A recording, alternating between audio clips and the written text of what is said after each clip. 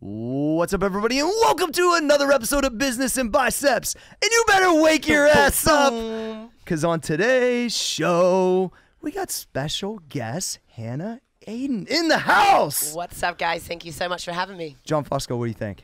I'm excited, man. I think what's really cool is having two high-level fitness professionals in the same place. You and Mo? Me and Mo. no. Yourself and Hannah. And obviously everyone is listening for business takeaways, but what better panel to like break down the business of fitness, which so many of our listeners are trying to break into, than you guys, you know? Yeah, absolutely. What do you think, Mo? You ready? Cool. I checked out her IG last night. Look like she knows what she's doing. Yeah. Yeah. That is affirmative. I used to like to think I do. Oh, you do, for sure. We're going to get to that. Brought to you by Capterra, John. I mean, they have, what, 700,000 opportunities? It's straight up like the search engine for software. So that's how I refer to it, because when you're starting a business, whatever, it's like it's so hard to identify where to get the most applicable software from, right? Like if you search Google, Google isn't made to populate software. Capterra is literally like Google for software. So business owners who are looking for applicable, specific software, go to Capterra. Yeah, there's some guys in the gym talking about looking for different software for their businesses. You know, in the 4am crew, we got guys that do all kinds of different things, and they're going to Capterra. Let me make sure and spell that for you guys. It's Capterra. That is Capterra. And it's brought to you by Max Effort Muscle. What's your favorite product, Anna? Oh, man. The acai pre-workout. The acai pre-workout is pretty money. Absolutely. So maxeffortmuscle.com. Hannah is actually one of our partners at Max Effort. She is leading the women's line, which is exciting. That's right. And like Marie said, she does know what she's doing. Yeah, more than me. And we're about to get to that here in 1 second. So, Mo, you're looking comfortable, bro. Yeah, I took my shoes like off. that. And I got the candle going. Mo, what kind of socks are those? Dad socks. They're ribbed. Yeah. Dad socks. Yeah, I like that. I love it. So, Hannah, let's start out with right out the gate. I'd love to know, and these are also questions I've been wanting to know just personally, is like, I know that you have this accent. Obviously, it sounds UK, British. Tell us about like early childhood, where you grew up, kind of a little bit of background about your family. Yeah, for sure. So I was born and raised in a place called Maidenhead, which is just outside of London, just about 20 minutes outside of London. Lived in the same house my whole life. Had a really cool family that, you know, worked hard. Parents kind of came from nothing and built their own little life for himself. And then my dad came home one day and was like, what do you think about moving to America? And I'm like, fuck How old were you? I was 16, dude. I never moved house. Can you imagine? You have kids, like your whole friend, that whole circle thing. So it was like, whoa, okay. I guess not. I was a really rebellious kid in England. I wasn't necessarily making good decisions. In fact, I could see maybe that. a huge reason as to why my parents kind of brought this opportunity up, and maybe the path I was going down in England helped them make a decision to come over here and kind of get a fresh start. So I did. I got dragged over here kicking and screaming. I was a total brat for the first year and a half. Horrible human to my dad, like so bad. And then had a kind of change of mind. You know, I thought to myself, kind of an age thing too. I finally found this group of friends. I felt like safe and comfortable in this new environment, which was so different. I stood out. I had this weird accent.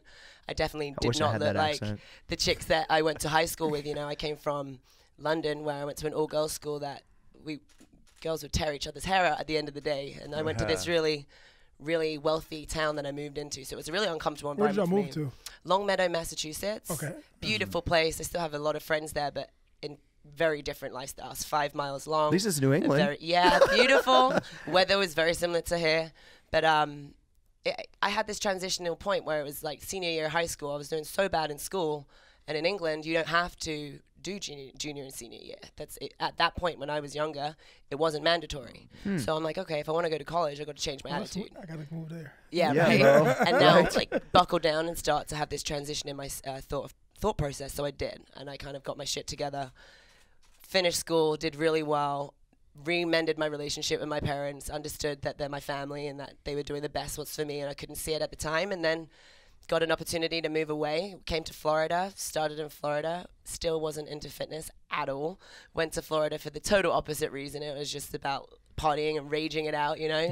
I'm That sure is you can see happening that in if you lived Florida. John used to live in South Beach. Beach. Yeah, that was my scene for a while. That's why I came. That's why I left. Exactly. Miami's a little too much for me, but long story short, making bad decisions, a lot of really unhealthy relationships with food, abusing all kinds of substances, and going a little spiral down south. And I was bartending, which is how I've opened all of my businesses, supporting that. And I met a friend through that industry, and he said, "Hey, do you want to come try this thing called CrossFit?" I'm like, "Sure, why not?" And then he was a friend that I worked with in the bar, and then I started in CrossFit as an athlete. Got really good, really quick. First time I was ever kind of good at something, kind of like held on to that feeling. And that was 2012 that I signed my contract, October of 2012. I was in college, still going to school for photography. So I have a bachelor's degree in that. And then said, January 1st of 2013, this whole CrossFit thing is kind of good. I like this shit. Like, I'm good at it. I'm going to try and dedicate 1 year to it and train every day and live this athlete lifestyle. And then I know that if I have given it my all, then I'm going to go down this road. And if nothing happens, then at least I know I've given it my all, and I'll go on and go take pictures and edit pretty faces and go into that world, But it was a crazy experience, and along that time is the exact time that we met. Yeah. It's so awesome about the podcast is like, even I just interviewed John yesterday and vice versa. Like, we learn stuff about we're together all the time. Yeah. I've known you, for a while, but it's like this environment, you just can get to know somebody so much better.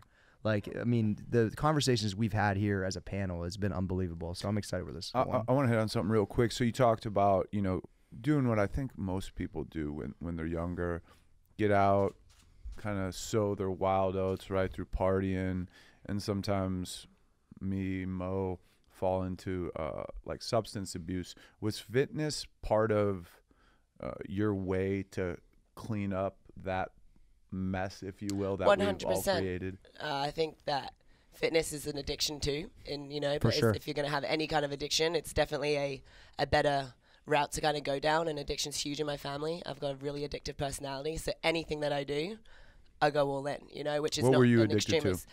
I mean, I wasn't necessarily dependent on it, but I had a huge problem with Adderall in school, and it became reliant. I would be a workhorse. So I was addicted to working, addicted to raging, and addicted to school. So I'm taking Adderall to get straight A's and taking Adderall to make sure that I can work around the clock. Keeps your weight off too. Yeah, absolutely. Like, you're looking a certain way, and you feel untouchable. It's like that show Limitless. That's exactly what Adderall is. I better never try it. Don't do it. Because listen, I did for 5 years. yeah, dude. I mean, and look at the shit that you can achieve on it. And it's so like, you're right. It's incredible. It's like a performance-enhancing drug for people who want to get it. That's why we created Amphetamines. Exactly. And this is what was really interesting, because whenever I started working with you guys, and now Amphetamix is there, it's like, how can you feel that same feeling without all the negative side effects? Like, how can, because it really does make a difference. It brings out that extra, like, which is obviously your own potential, but it forces you to feel more driven and more and determined to kind of go after and get it.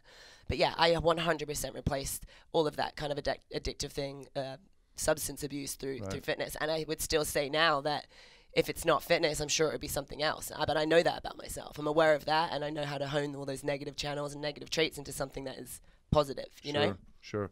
I was talking to Corey yesterday just about how hard it must be to be in this industry, dig your heels in, and be drug-free. And talk to me about what that's like on your side. When I say drug-free, I'm not talking about the Adderall drugs. I'm talking about the drugs that suck you out, make you big, that stuff. Absolutely. Whenever I was in CrossFit, I think that was huge, and if you want to be a contender in that world, like, it's not really They try an option, to act like it's not, but come on. Yeah, come on, we're all not stupid. I think in CrossFit it's more recovery type stuff, yep, right? or more peptides. Yeah. Like lot of peptides. I'm not familiar with I don't know enough about it. Say it again. Like or growth GH, hormone, stuff like growth that. hormone. Or I'll probably take drugs if I did like that. Or something to open up your... Mo, you're a freak, bro. Come on. I'm fucking around. But to be real, though, if you think about it, there's no way that you can even be a regional athlete. I mean, this could get really bashed from me saying this, and I'm sure there are a lot of athletes out there that There's are a small natural. percentage, that, 100%, but not very many, but I don't think. I mean, it's just not possible, and talking for from the motor recovery, you you need. can't. It's not humanly possible for your body to sustain that kind of impact, that kind of volume of training, and still be able to, I mean, I did it. I couldn't tie my shoes every morning at 23 years old. I had to lay on my bed or have my husband put my pants and shoes on. Like, there's no way of managing that pain. Did you make it to the regionals? One spot away. And that was my, fuck this, I'm done with this shit. If you're not first, you're last, I'm out. Yeah. And that was my turning point. But yeah, I mean, it's huge in that world. And if I was going to be paid to be the #1 athlete and this is what I do for a living, then fuck, maybe you consider it. But my health, my future, the opportunity to have kids and make sure that my body is healthy, and now my body is my business. Like, I got to make sure that I'm on my top game, you know? Yeah.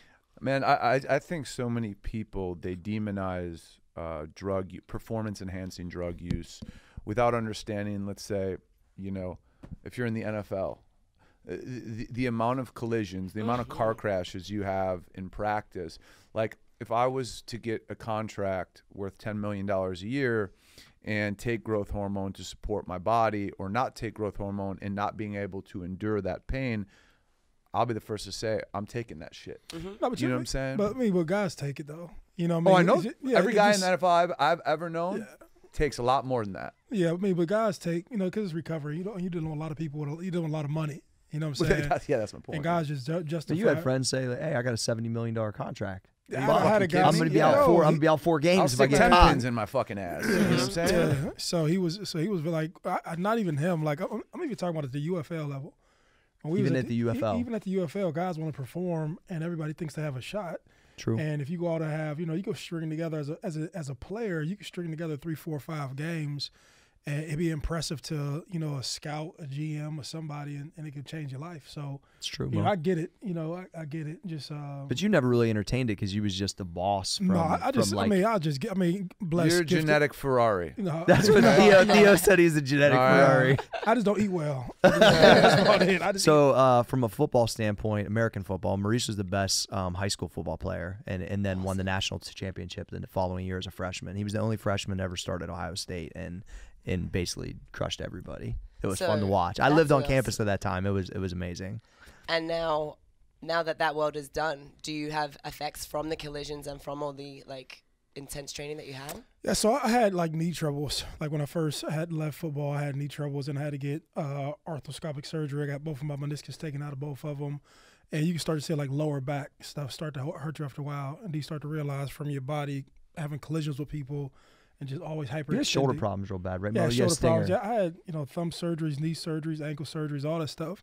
But, you know, like you like, so I guess the conversation we're having, it's kind of like 2 ways. It's like I've never had to do it, so I looked at the people who were doing it against me as people who were cheating, right? But then as I get older and I start to understand the business of it, I can understand why guys do it because it's a business to them. Right. And so I think when you're younger, you're just starting out, there's a hey, let's play on fair playing field. Let's just play for the spirit of playing. Let's fight for the spirit of fighting, or, you know, things of that nature. But when you have millions of dollars at stake, it kind of changes the game. You know what I'm saying? You can take that same conversation into boxing, right?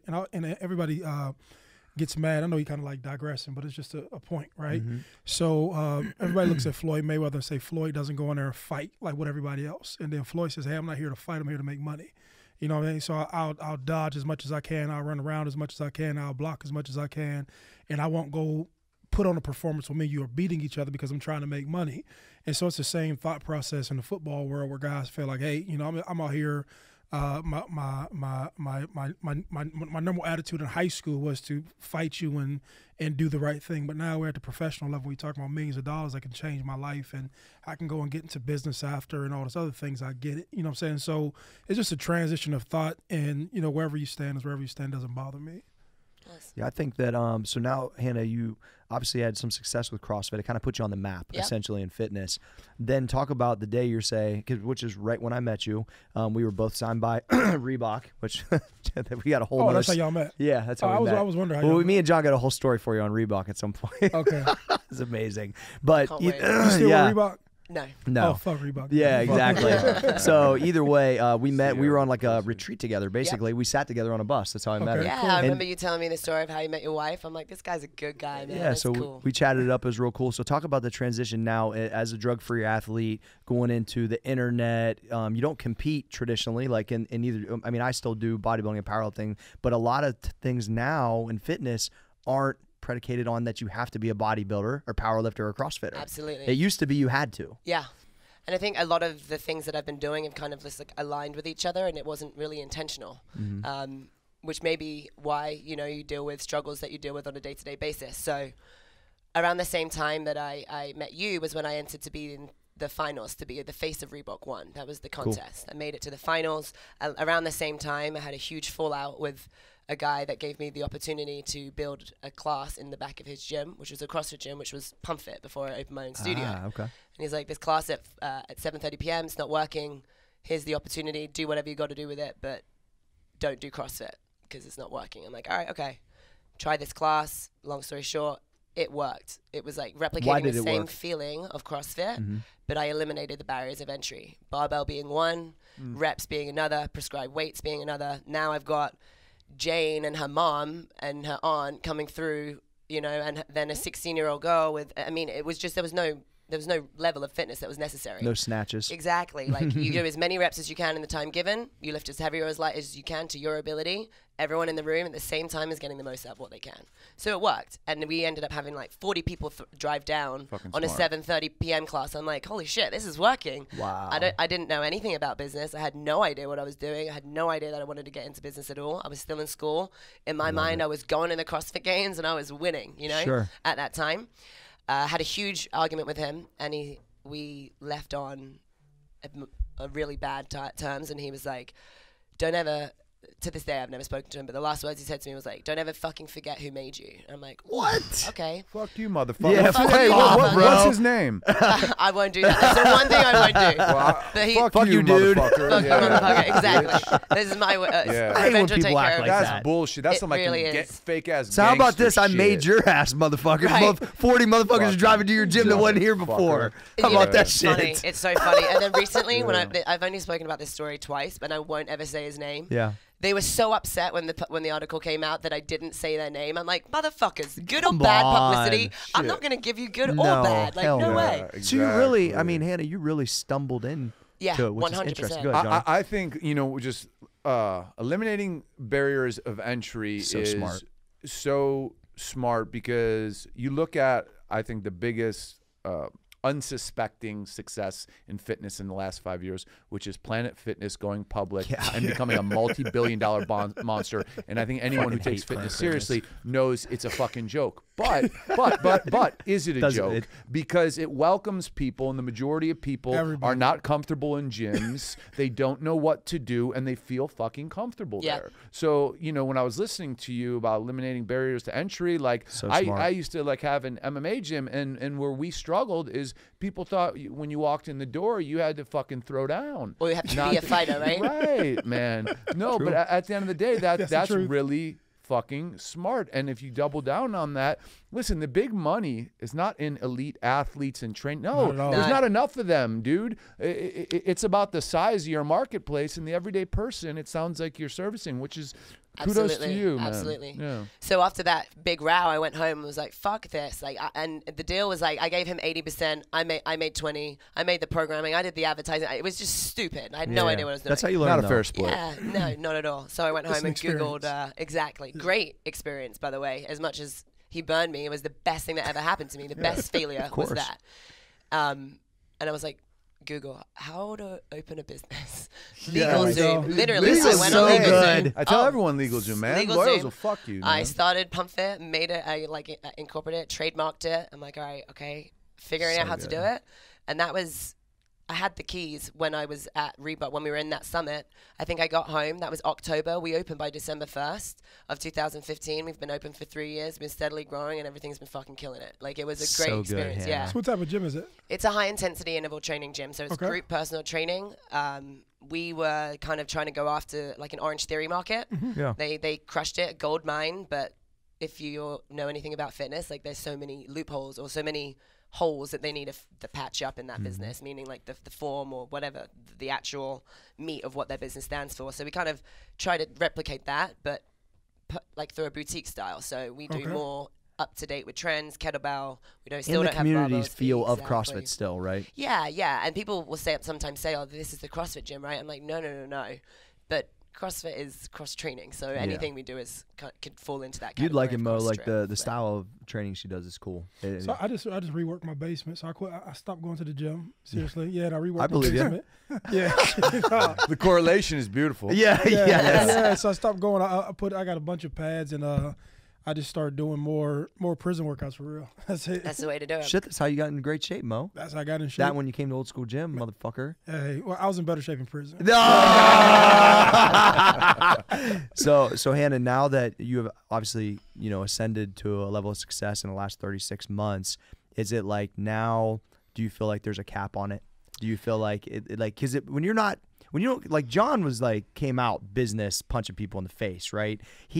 I've never heard this guy talk about him being limited.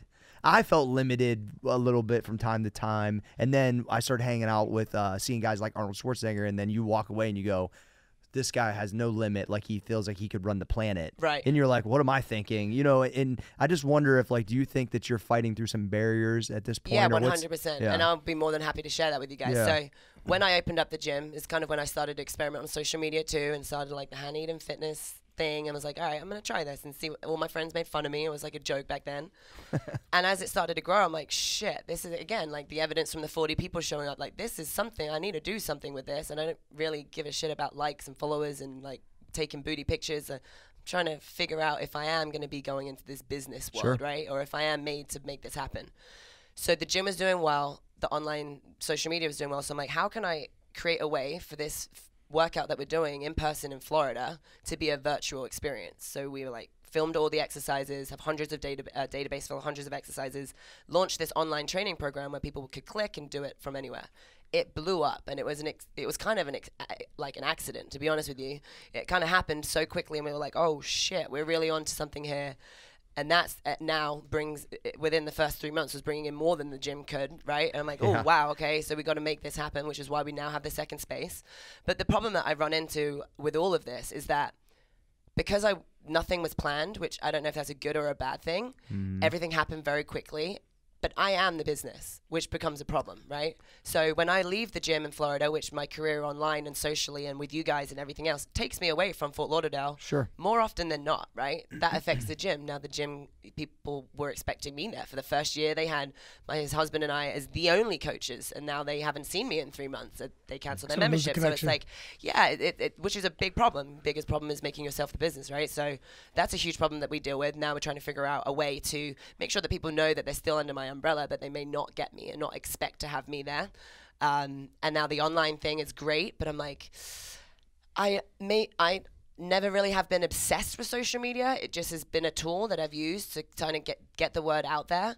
And now it's like, ooh, there's only one of me. Am I spreading myself too thin? Along with having this brand as a person that has this virtual training, the virtual relationships need to come together at some point. So now we're doing a retreat to be able to physically touch the people that we've affected in real life, which is honestly what ticks me, right? Like, and I'll be fully just transparent. Like, the covers of magazines and the DVDs and everything is fucking awesome. Like, it's an amazing accomplishment, but it doesn't make me tick. Like, satisfaction versus accomplishment, or fulfillment versus accomplishment, are two really different things, right? You can accomplish everything, but if you don't feel a certain way, then maybe you don't want to do it anymore. I remember last year, because I was doing so many things, I'm like,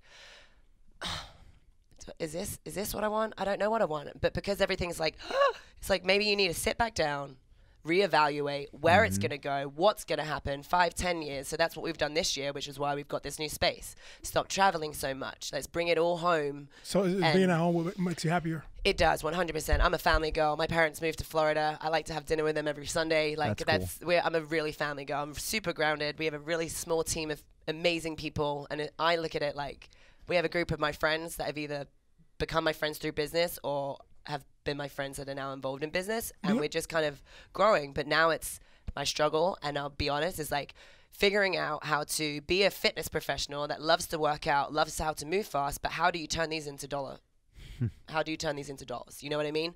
Maybe I'm not the best person at converting a into a direct sale, but I know that I love what I do, and I'll be able to expose it to the world, and I can bring that to a whole nother level. So yeah, to your point, do I feel like I'm limited? Yes, but I don't think that it's not solvable or trying to refocus or figure out how else I can make this work, you know? You're searching for it, which we all are, by the way. It's not just you.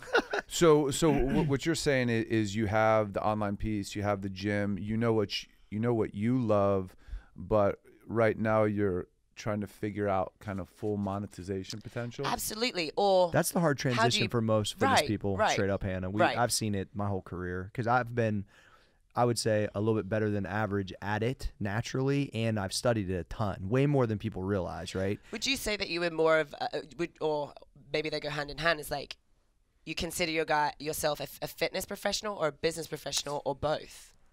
You know, Johnny. I think you have to be. You have to call it what it is. You have to. I mean, I think you have to be a business professional first in the space of fitness. And I think where things get all fucked up is when I talked to Corey about this 2 years ago. When you call yourself like, I'm a fitness guy. Well, but just by saying that, you're limiting yourself. No, you're a businessman who makes your money in fitness. Now, your passion could lie in fitness. My passion lies in all kinds of places. But you're a businessman by default. You're supporting a team. You're doing all that stuff. So when I hear you talking about like trying to monetize, first off, like I understand the passion of needing to see people interact with people. I share that. Same. I love that. And that doesn't bring home the most money. Scale brings home the most money, and scale is online because you can go from 1,500 members to 5,000 members. You know what that's worth to you, but you don't get to fulfill your soul. So at some point you have to decide, what am I going to go towards? You know what I'm saying? Right. And then on the other end, when you're talking about working out in your gym, it's like there is only one of you. So if people understand from you, because they're looking for you, that here's my 4 people, and you introduce them, they have been trained my way. So when you're gone, when you're traveling, when you're doing your shit, those people heard from Hannah, the person they trust, the person they know, the person they follow, that these motherfuckers are certified in my shit, and they can do everything I can do. See, I think there's this part of us when we have a skill that doesn't want to say this other person is as good as me. I'm the whole motherfucking show. Well, I think part of business is growing out of that and saying, if I want to scale anything, I have to replicate myself. And at least that's how I've found. And not be afraid of replicating yourself with people that are better than you, right? That's how you grow. No, exactly. She was sitting over here, I was thinking the same thing. Like, how do you duplicate yourself, right?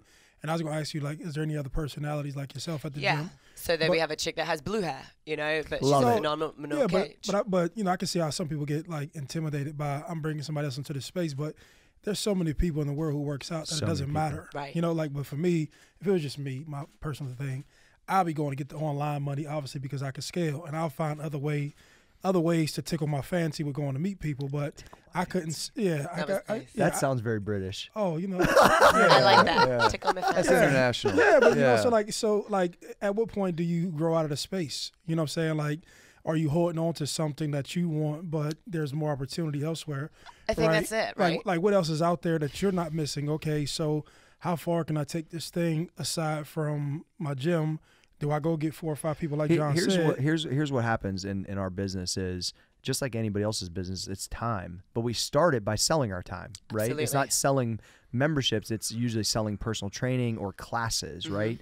And so I think your question to me about whether I thought of myself as a business person or a fitness person, or if I even identified those two, when we were talking yesterday, Johnny and I, like, a lot of people don't realize about me is that the first thing I think about is never business. It's always training.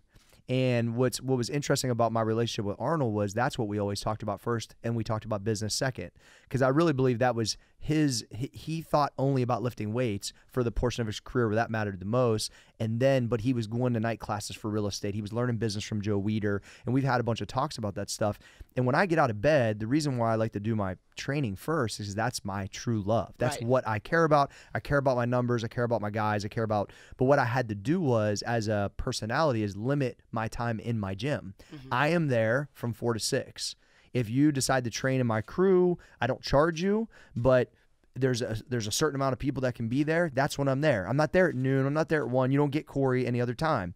Now I have another personality, which is Dustin, which is more on the wrestling and combat conditioning stuff. That's there too, and he has his own thing he does, my business partner. But at the end of the day, like, I had to just, this is the time I'm there. This is what I represent for the brand of Old School, and that these are what I'm scaling my business to. The other difference is I've been doing this since 99. Right. You know what I mean? So I just had a long time in the game. So I've went through these evolutions of 8 years I did just personal training. Right. Before supplements even came into play. Then I had an 8-year run with mostly supplements and online content. And now I'm in literally like the 3rd phase of my career, which is media, online, and a direct to customer supplement business. So, and what John helped me do is not limit myself. He's like, gee, you built multiple 7-figure businesses. You're not just a fitness dude. Yeah. Like, just don't cap yourself, because you could take these skills. Now, your passion might not lie in selling something else, but you could apply the same skills, which I've watched him do multiple times. And Mo had trucking. Now he does, helping with addiction services. It's like there's a skill that you're learning now that could be applied to anything. Absolutely. And this is what's so exciting. And the cool thing about social media and the opportunity that we have in the palm of our hand, right? Which is like, it's all trial and error, and it's just being aware enough to know if something's not working, to try and figure it out, or to be open-minded enough to try and learn to get better. And that's do you have an end goal, or like, what's the end game? Well, this is a great question. So as we're moving forward, and I have a lot of really cool things happening this year, I've got this new space that I speak out loud and I can hear my own answer, even though I say that I don't know what I want. Like, it's pretty evident. I've just signed a lease. We got this new thing. I want to go online. I want to stream online. That's cool. And I do want to step a little bit further away from the gym, but the goal is to literally build like an online database of content that people can have a subscription to, that will be there forever. And every week and every month, 5 to 10 days, we'll just continuously push to that. But that will be there. Is that, like I'm talking about, is that to replicate that process over and over again? Yeah. And then that becomes the deal? Yep. Yeah. Cool. I just keep thinking, it's like, obviously what you want matters most, but if you look at any business, they can only get to certain levels with scale, and you scale with people. So even when I look at Corey, who's been tremendously successful, and yourself, creating and crowning other people. What do you do in business? You crown a CFO, right? You crown a marketing, and you get behind them. So you guys live in this hyper social media world. Well, it's okay to crown someone else, like, chief programming officer at Hannah Eden Fitness. Sure, you are the head, right? You're the founder. But the more people you crown that can handle the things that slow you down, that's how you're going to scale. But in fitness, I think, because at its base, I'm not saying you guys, at its base, it's narcissism at its finest. Look at me, look at me. Mm-hmm. It's hard, I think, for people to say, she's my girl, he's my guy, I've trained them, boom, boom, I scale. Now I don't feel like I'm being pulled in 5 million different fucking directions. I can breathe again, and I can go focus on what feeds my soul while my money is continually growing. Oh, wow, it's growing and I'm doing less. What's happening? Well, you just made the conversion to a full-blown CEO. Right. I think one thing, Mo, I want to point out is there's so many fitness people who listen to the podcast. You really just followed these steps that were kind of unintentional, and they continued to show, but you recognized them when they showed themselves. Mm-hmm. And I think that a lot of people think that maybe sometimes there's more of a secret sauce than that. I mean, I think that your situation is different than my situation, than John and Mo's, but there's certain things you go down a path and then it goes blink. But some people don't even see those things. Yeah. They just keep rolling to the left. They're like, you know what I mean? You saw that area and you're like, wait a second, this is something. Let me, boom, expand upon it. Oh, then it took me to this. Wait a second, this is something. I just think that's interesting. And I feel like the fitness side of things is kind of what taught me the business mindset. Like, and that's something that is huge to me. And I still am trying to figure it out all the time, which is like, if you continuously work hard at something, that it will happen. Like, no matter what that may be. And if it doesn't happen the first time, don't quit. Go back, continuously working. At some point, it will happen. And that's what's happened through training. That 1 year that I was like, okay, nothing else, no more drugs, no more partying. Like, you're going to live an athlete lifestyle. And if you give it 100%, let's see what happens. That's when I almost made it to regionals. That's when I, had this crazy transformation. That's when I had discipline. That's when I had dedication. That's when I had a plan. That's when I had it all. And then I was like, holy crap. if I follow a plan and I have discipline to find a space, to trademark, to do this, it just was like, okay, there is no secret sauce. It's just a matter of just fucking doing it. Like, we talk about it all the time, man. It's like everyone thinks, oh, becoming successful or whatever is so sexy. It's not. It's waking up. You said an athlete's lifestyle, and I can identify with that too. To me, it's like a winner's lifestyle and being repetitious. Okay, oh, this worked yesterday. Okay, I'm going to take that today. Maybe I'll tweak a little bit, and just fucking repetition every day, Monday through Sunday, for years on end, because it doesn't happen fast. And then something clicks. And then when it clicks, I think the hardest part is removing your emotion and your ego from it and letting analytics speak. I think a lot of people have a vision and they get stuck on a vision, but they don't let numbers talk. They don't let analytics talk. And then they're stuck on, well, no, I'm going down that path. Motherfucker, the path curved right. You got to turn right. No, I'm going down that path. All right, well, that's how you fall. But if you let the information guide you, man, it's not that hard. I agree. I want to ask a question. This is like, go ahead, Mo. Yeah, I always got a question. I was looking on your Instagram yesterday, and I was wondering to myself, is your husband into fitness too? Yeah. So he does all the classes and everything too? But how is it with a man being with a woman who's more popular than the man? Oh, it's a funny story. So my husband and I, we've been together for a long time. And I was only asking because I've never seen, you rarely see situations where a woman is more popular than a man. It's usually traditional where the man is supportive. But then I was like, I wonder how that would be to be with like a woman that's on blast. That's yeah. a really great. I'll give you my answer, then you should phone a friend and ask Paolo and give him his answer. So we've been together a long time. So I've been with Paolo since I was 19. So before fitness, before anything. So we've known each other for a very, very long time. And at the beginning, he's like, we're like yin and yang. I'm out there and loud. He's reserved. He's super reserved, super quiet. And at the Need beginning, that balance. yeah. And I need him to call me on my shit, to keep me grounded, and to just keep me level-headed. What's his name? Paolo. That sounds cool. Yeah. Paolo. Pump Fit He's Paolo. a good guy. Yeah, Pump Fit Paolo, man. I think that's key too. It's been so long. And I've been with Rach for a really long time too, and I think that they know us way before anyone liked anything. Right. And it's not like there's no jealousy in our relationship. The trust is just so natural that it's like I'm sure that it could be a problem if there was some kind of disconnect in a relationship, if there was trust or questioning of your intentions. But it was my intentions for everything that we've ever done is to build our future, and it's always been that way. Cool. So he is very aware of that, and he's been so supportive of that. And at the beginning, he's like, I don't want nothing to do with this shit. Like, keep me behind the camera. Cool. Like, I'll take your videos. Like, I don't want anything to do with this.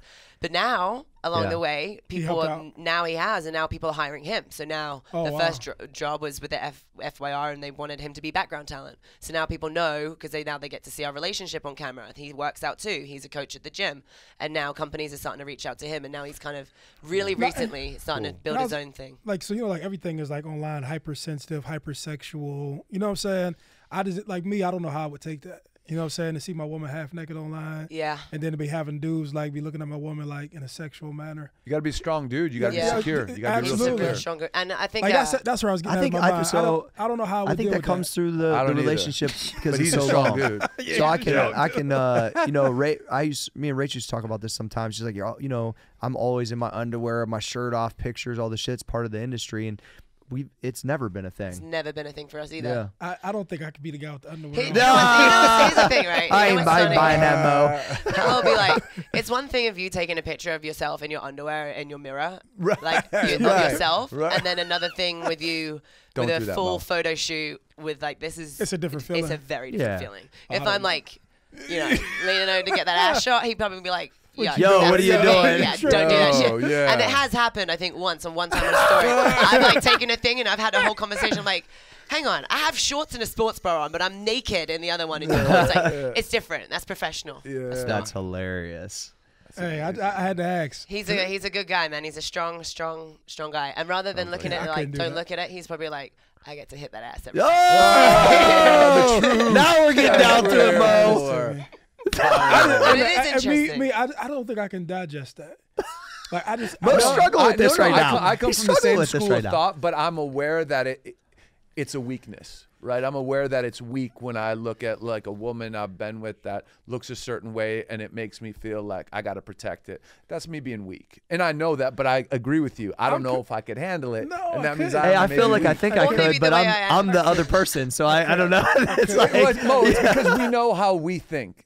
Brother, You know, we're dogs. so We're listen, dogs, right? but we try to control ourselves. You know? That's the deal, right? We project it outward. Let's be straight. Hey, listen, fuck, I look at Instagram all day. My mind isn't right. You know No, what I'm saying? no, man. That's the deal. That's the deal. It's like, I walk around, I mean. So you can't assume that your woman, though, is doing the same. So, and like, that's- but then, yeah. like, if my woman half naked, I'm like, and I know how she looks, I know what it does to me. It's like, I know, like, what another person is thinking. And I'd be like, fuck, you can't get a picture of my woman. Like, you just can't. I would be, like, very, so shout out to Paolo. So, Yeah. so whatever Bruce Paolo needs to got meet going- Paolo. Yeah. No, I don't even, what the fuck? Look beautiful, but not naked. You know what I'm saying? Yeah. So good. Well, it's funny because last night I was telling Rachel, I was like, Hannah's coming in. I was like, yesterday was so busy. I was like, I should have probably took her out to dinner or something. To me, that just sounds normal, right? And for Rachel's like, Alex, my son, who's 13, who's probably seen you on Instagram, I'm sure. He starts smiling. She's like, right? Yeah. So Rachel's like, oh yeah, it's just normal. Take out another woman to dinner, which it is normal because we're business partners. But Alex just smiling. He's like, you gonna bring me with, man? What's the So deal? funny, right? Alex said, can you tag me along? Oh, and it was just, Can I it was, come? hey, he's going to be at the booth working one day, filling some cups. So funny. So Hannah, it was awesome having you in studio. I mean, is there anything you can offer to these young fitness professionals that are out here? Like, everybody wants to be, let me put this, Instagram famous. They want all these people to know them. They want, like, I think they're going towards the wrong shit out the gate is what all my thing is. But do you have some advice for all these people that are listening that want to do what we do, basically? Yeah, man. I think that anyone that is successful through social media isn't necessarily just in it for the vanity. If you try and focus on the likes and all your followers and stuff like that, you kind of get a little jaded in your mind of what content you put out to the world. Just focus on this. There's so much bad shit going on in the world that try and push something positive and of value, and people appreciate that, whether it's education and if this can speak for itself, maybe my brand may be a little different, but I've experimented. I've tried to post things that I think that people want to see, or those more sexy photos. And if you have the right kind of people, which in business are the people that are going to really engage with you rather than just touch themselves over your social media, like that wasn't directed towards you at all. What the fuck's wrong with you? But for real, like if the right users are watching you, then they're going to want valuable content. They're not going to want the other stuff, and the numbers speak for itself. So value, education, and positivity rather than masturbation. Exactly. Yeah. No masturbation. Yeah, right. Exactly. Yeah. We're not trying to box you in, Mo. No, I don't feel boxed in. I I love it. This is That great. was great. day. Johnny, anything else? I'm just I'm appreciative of the honesty of the information. I personally learned more about you, which I'm sure all the listeners did too. So, yeah, thank you. Thank you guys for having me. I appreciate it. Yeah, thank Hey, it's brought to you by Capterra. Make sure you guys go to capterra.com/biceps to make sure. Listen, 700,000 reviews of products. I didn't even know there was that much software available. 700,000 sales online would be fucking nice, right? But to have 700,000 reviews, I cannot imagine the number of conversions these guys have. 700 specific categories of software. That's a ton. That's a ton. Capterra's killing it. And also, maxeffortmuscle.com. Make sure you go and build a stack today.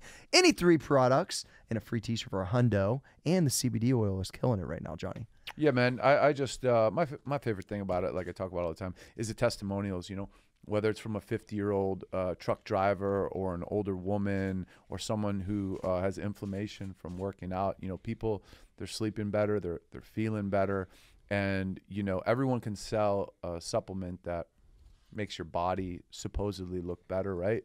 But to help people's minds and to make life a little bit easier in this hyper fucking vice-driven world makes me feel good. Yeah. All right, this is how we ended all the time. Hannah Eden, Thank you, Maurice guys. Clarett, Johnny Fosco. Can the podcast be stopped? The podcast can't be stopped!